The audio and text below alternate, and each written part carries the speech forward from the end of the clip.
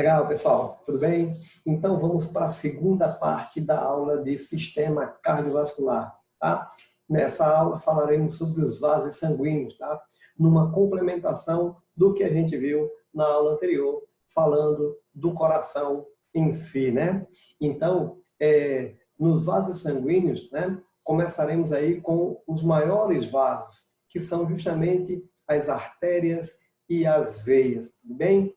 Artérias e veias são formadas por três túnicas. Essas túnicas é como se fossem tecidos, tá? E vão compor essas artérias e essas veias. Então, tanto uma quanto a outra vão ter aqui a túnica externa, tá? Dá uma olhadinha aqui no caso, uma artéria, a túnica externa, constituída por tecido conjuntivo fibroso, a mesma coisa acontecendo aqui na veia, tudo bem? Ou nas veias, em geral aí, tá? Então, vamos ter aqui, no caso, a túnica média, tá? Chamada aí, ó, constituída por fibras elásticas e musculatura lisa. Essa daqui, ó, tá? A túnica média, tá? Em amarelo, nas artérias e aqui nas veias, tudo bem? Túnica média. E a túnica mais interna, constituída por tecido epitelial uniestratificado, o mais chamado aí comumente, né, mais conhecido como endotélio, tá? Então tá aqui ele no caso da artéria, o endotélio, e no caso da veia aqui, o endotélio, tá? Você pode estar dando uma olhadinha aí, que dá uma certa mudança em relação à espessura dessas túnicas, tá? Tanto em artérias quanto em veias. Começando aqui pelas veias, né? As veias têm paredes mais finas, uma camada muscular menos desenvolvida, como a gente pode perceber. Temos aí uma menor pressão, tá? Uma menor pressão sanguínea, tá? E uma presença de válvulas internas, ok? Então essas são as características das veias. Quero chamar a atenção para uma menor pressão das veias. As veias são os vasos que trazem sangue para o coração, tá? Consequentemente, elas vão ter aí válvulas internas, tudo bem? Vamos já dar uma olhadinha nesses detalhes. As artérias, nós temos aqui paredes mais espessas, tá? Uma camada muscular bem mais desenvolvida, tem uma maior pressão sanguínea nas artérias, né? Porque são os vasos que saem do coração levando sangue, então vão ter uma maior pressão, tá? E ausência de válvulas internas. Então, diferentemente das veias, né, as artérias não têm essas válvulas internas. Tudo bem? Então, continuando, nós temos aqui as artérias, né? Elas transportam o sangue do coração aos órgãos, tá? Então, são os vasos que vão sair do coração levando sangue, tá? Elas levam esse sangue, tudo bem? Então, especificamente aí a artéria aorta, né? Um exemplo aí, leva o sangue muito oxigenado, ou seja, o sangue arterial, rico em oxigênio, do ventrículo esquerdo para todos os órgãos por meio de outras artérias, né? As artérias, no caso aí, vão sofrer ramificações, né? As artérias originadas da artéria aorta vão se ramificar em milhares de pequenas arteríolas, tá? Então, imagina aqui a artéria e elas vão se ramificando em vasos mais finos, que são as arteríolas. Por sua vez, as arteríolas se ramificam em microscópicos vasos denominados de capilares sanguíneos, tá? Nos capilares sanguíneos ocorrem aí as trocas de substâncias, né? Nutrientes, gases, entre as células e o sangue, né? No caso aí os vasos sanguíneos, bem? Pessoal, os capilares sanguíneos são vasos finíssimos, né? De diâmetros microscópicos, como a gente falou aí, né? Estabelecem uma comunicação entre uma arteríola e uma vênula, tá? Os capilares sanguíneos estão presentes em praticamente todas as regiões do corpo. E nenhuma de nossas células fica a mais de 130 micrômetros, ou seja, a 0,13 milímetros de distância de um capilar sanguíneo, né? Justamente que é para favorecer essas trocas aí de nutrientes e gases, ok?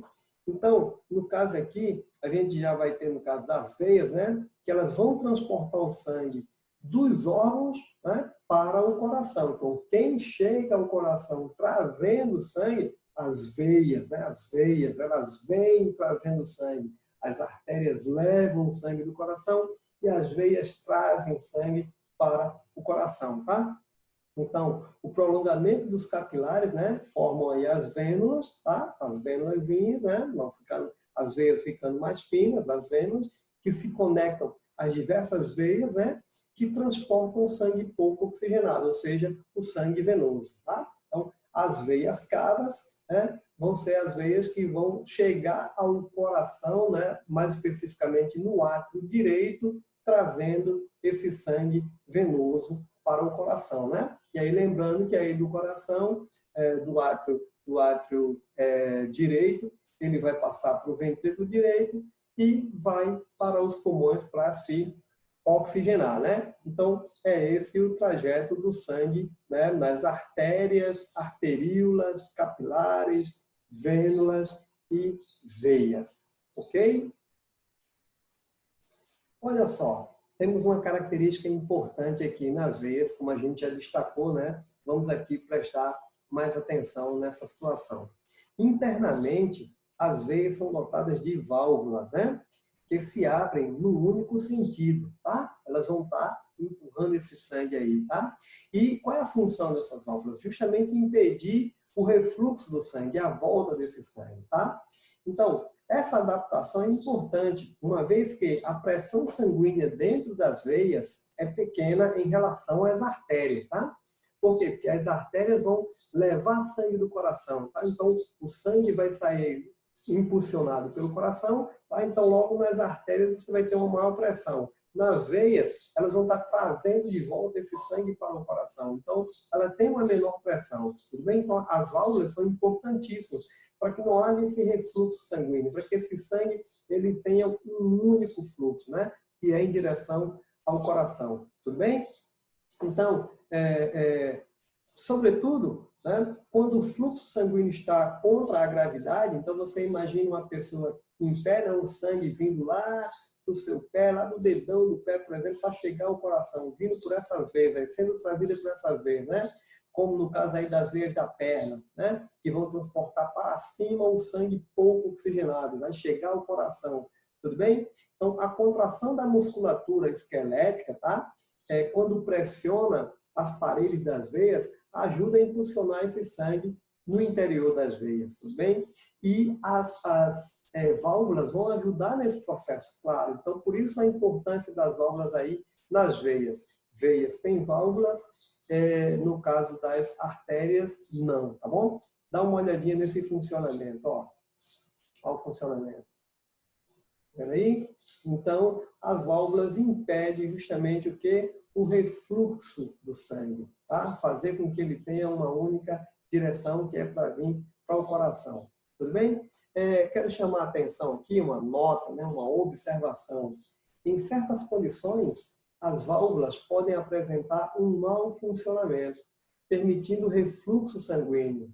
Isso é ruim, é um mau funcionamento, tá? Então, o sangue que volta pode pressionar as paredes internas das veias, deformando-as, né, causando as chamadas varizes, tá? Então, quando a gente, né, olha, vê uma varize ali, você vê que a veia realmente ela foi deformada, né? Então, a válvula deixou de funcionar ali, houve nada mais nada menos que um refluxo desse sangue e acabou formando lá as varizes, tudo bem? Então, por isso a importância no caso das válvulas nas veias. Tem que ter essas válvulas funcionando direitinho para fazer esse sangue ter um único sentido. Belezinha? Então, chamamos de pressão arterial a pressão que o sangue exerce nas paredes internas das artérias. Essa é a chamada pressão arterial, tudo bem? Ela é consequência dos movimentos cardíacos, sobretudo do ventrículo esquerdo. Lembre-se, o ventrículo esquerdo é quem vai impulsionar esse sangue para todo o corpo, tá? Então, quando o ventrículo esquerdo entra em sístole, ou seja, né, contrai, tá? O sangue arterial abandona o coração pela artéria aorta, né? Lá vem o sangue vindo pela artéria aorta. Ao longo do caminho em direção aos órgãos, as artérias que ramificam da aorta dilatam-se, né? Nesse momento, dizemos que o ventrículo esquerdo está exercendo uma pressão sistólica. Tranquilo? Quando o ventrículo esquerdo, no entanto, entra em diástole, né, no relaxamento, as artérias voltam ao normal, pressionando o sangue.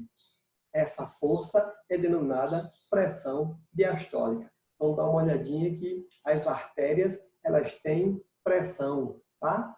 Então, ela se contrai, ela se relaxa. Então, vai ter aí uma pulsação nas artérias. Nas veias, não, tá? Então, eu quero chamar a atenção de vocês o seguinte, vocês não devem lembrar, vocês podem pesquisar, tem uma música aí do Raimundo Fagner, né, que ele fala no pulsar das minhas veias, né?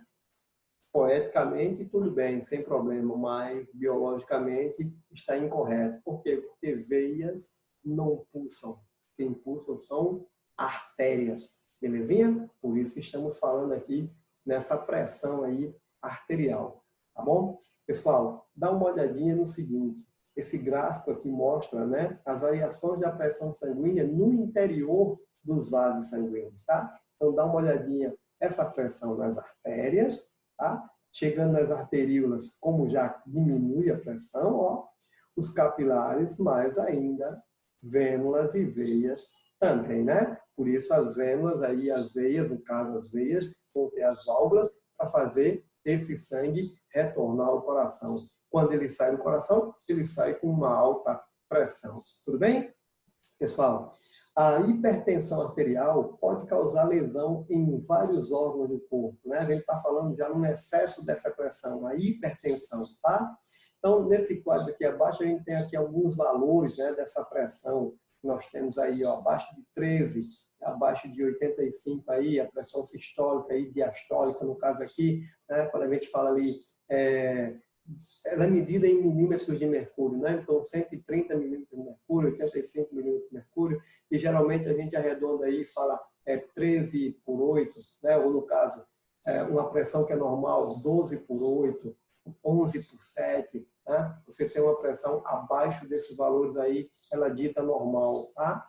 De 130 a 139, né? A diastólica, a sistólica, e 85 a 89, no caso da diastólica, uma normal limítrofe ali, já quase passando aí para o grau 1, né, um estágio 1 aqui de hipertensão, tá? Então, uma hipertensão leve, você tem uma hipertensão que é moderada, uma hipertensão que é severa, uma que é muito severa, né, e tal.